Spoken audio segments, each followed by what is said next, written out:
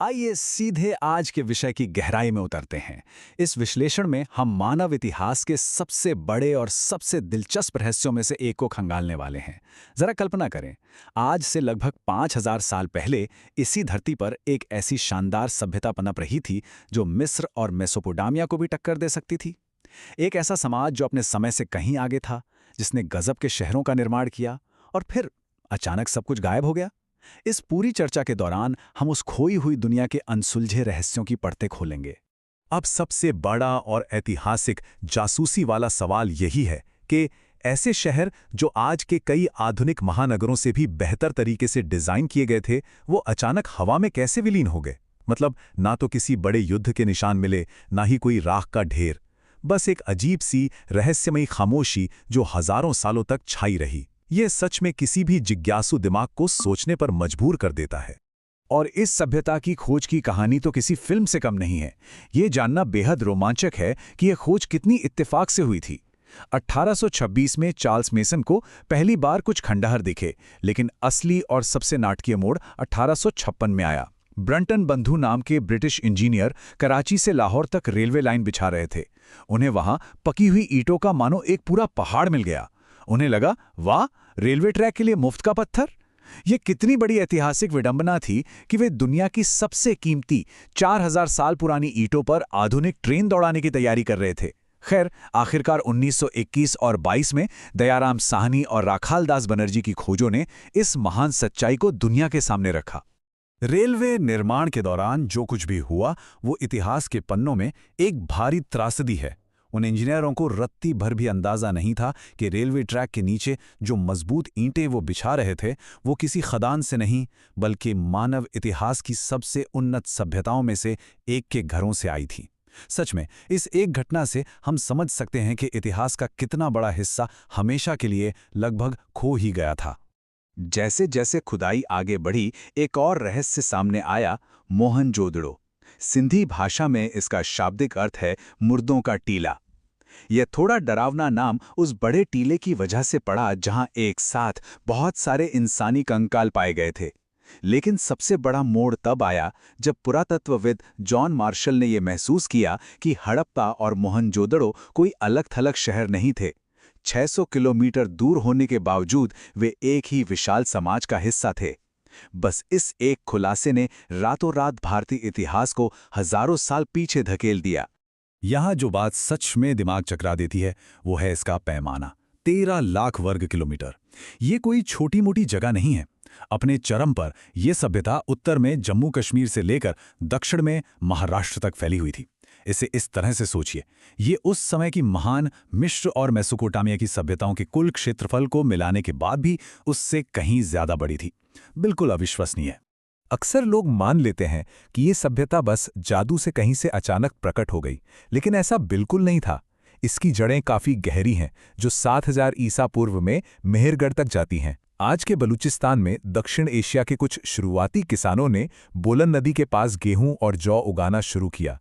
वहां से हजारों सालों के धीमे विकास के बाद 3300 ईसा पूर्व में दीवारों वाले कस्बे बने और फिर 2600 ईसा पूर्व में वो विशाल शहरी विस्फोट हुआ जिसे हम परिपक्व हड़प्पा काल कहते हैं। ये सब एक क्रमिक और बेहद शानदार विकास था। अब जरा इस विचार पर गौर करें। एक 4500 साल पुराना आधुनिक महानगर, और आधुनिक शब्द यहां बिल्कुल भी बढ़ा चढ़ा कर नहीं कहा गया है। हम कल्पना कर सकते हैं कि कोई उस निचले शहर की बिल्कुल सीधी और समकोण पर काटती हुई सड़कों पर चल रहा हो। उस दौर में ऐसा सटीक शहरी नियोजन किसी चमत्कार से कम नहीं था। इंजीनियरिंग के ये चमत्कार किसी को भी हैरान करने के लिए काफी हैं। वे मिट्टी की कच्ची ईंटों पर निर्भर नहीं थे। उनकी पकी हुई ईंटें एक सटीक और मानकीकृत अनुपात में बनी थी, चाहे वो शहर का कोई भी कोना हो। 2 से 3 मंजिला घर एक केंद्रीय आंगन के चारों ओर बनाए गए थे। और सबसे चौंकाने वाली बात, हर घर में अपना खुद का निजी कुआं और एक शानदार बाथरूम था। उनकी ढकी हुई जल निकासी प्रणाली में सफाई के लिए नियमित दूरी पर मैनहोल तक बने थे।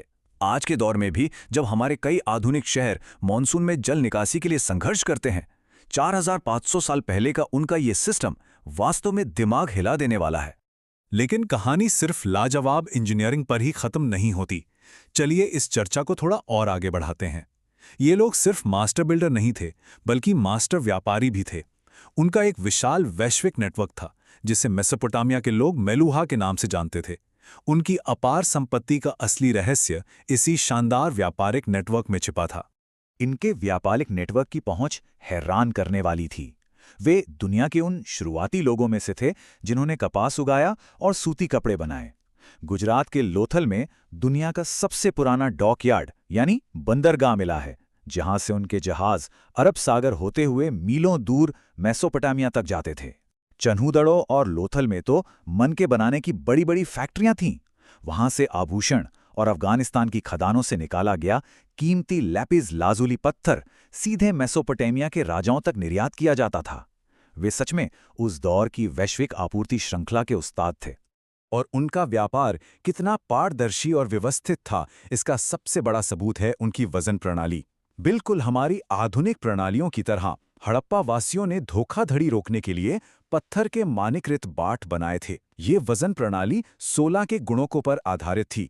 ये व्यवस्था इतनी सटीक थी कि हजारों किलोमीटर दूर के शहरों में भी वजन का माप बिल्कुल एक जैसा होता था। इतनी बड़ी दूरी पर इस तरह के मानकीकरण को बनाए रखना उनके बेहतरीन प्रशासन का एक जीता जागता प्रमाण है। लेकिन इन सब के बीच जो बात सबसे ज्यादा रहस्यमयी है, वो है उनकी लिपि। खुदाई में हजारों ऐसी मोहरें मिली हैं जिन पर यूनिकॉर्न, बाघ और हाथी की तस्वीरें हैं। उनके ऊपर कुछ लिखा भी है, लेकिन दुर्भाग्य से आज तक दुनिया का कोई भी विद्वान इस लिपि को पढ़ नहीं सका है। हमें बिल्कुल नहीं पता कि वे अपने शासकों को क्या कहते थे, उनकी आपस में क्या बातें होती थीं, या वे दुनिया को किस नजरिए से देखते थे। उनकी आवाजें आज भी उन अनसुलझे प्रतीकों में खामोश हैं। हालांकि उनकी लिपि एक पहेली है, लेकिन उनके जीवन का एक बेहद खूबसूरत पहलू जरूर सामने आता है। ये एक बेहद शांतिपूर्ण समाज था। पूरी खुदाई में युद्ध के हथियार ना के बराबर मिले हैं। उन्होंने अपनी ऊर्जा विनाश में नहीं बल्कि निर्माण में लगाई। उन्हें बड़े बड़े और भव्य मंदिरों की जरूरत ही नहीं थी। पशुपति शिव की मोहर, मातृदेवी की मूर्तियां, पीपल के पेड़ की पूजा और स्वास्तिक के प्रतीक, ये सब बताते हैं कि उनका अध्यात्म पूरी तरह से प्रकृति से जुड़ा था। एक ऐसी अमूल्य विरासत जो भारतीय उपमहाद्वीप में आज भी धड़क रही है। लेकिन फिर 1900 ईसा पूर्व के आसपास कुछ बदलने लगा, और यहीं पर एक बहुत बड़ा सवाल खड़ा होता है।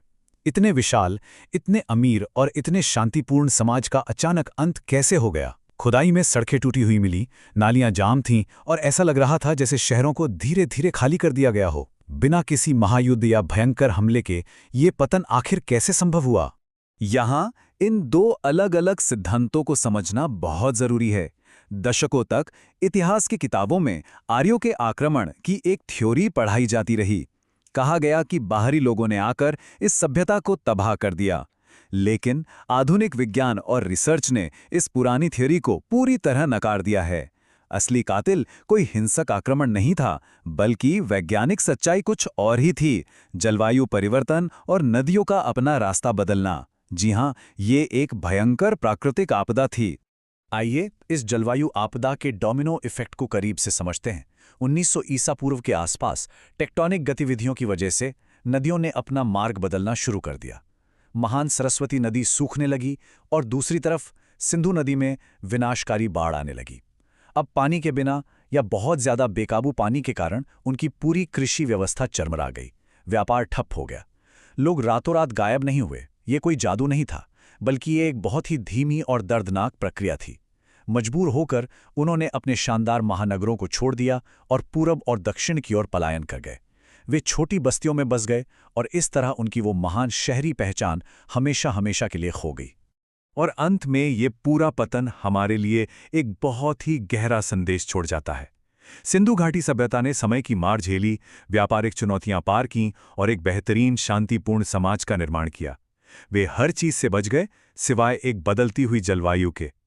जब हम प्राचीन सरस्वती नदी के सूखने को देखते हैं तो ये आज के ग्लोबल वार्मिंग और जलवायु संकट के लिए एक सीधी और बहुत ही गंभीर चेतावनी की तरह लगता है। प्रकृति की ताकत के सामने एक अति उन्नत सभ्यता भी नाजुक साबित हुई। इस विश्लेषण को समाप्त करते हुए ये सोचने वाली बात है कि अगर इतिहास खुद को दोहराता है तो हमारी इस आधुनिक सभ्यता की विरासत क्या होगी? क्या हम समय रहते इस चेतावनी को समझ पाएंगे?